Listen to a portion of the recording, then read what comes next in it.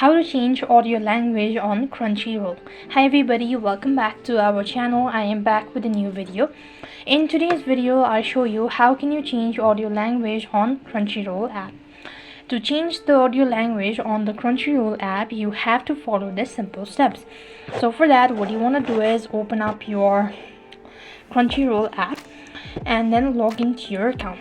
When you're logged into your account, that is going to take you to the home page, which is going to look something like this. So after which, what you want to do is go to this account at the bottom right hand side corner of your screen.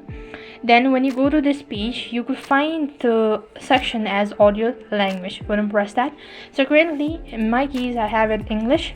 So if you want to go ahead and make sure to change it to any other language, you go ahead and select that, and by default you'll have selected it to the particular language that you want to go with. So how you could go ahead and make changes with your audio language on the Crunchyroll app.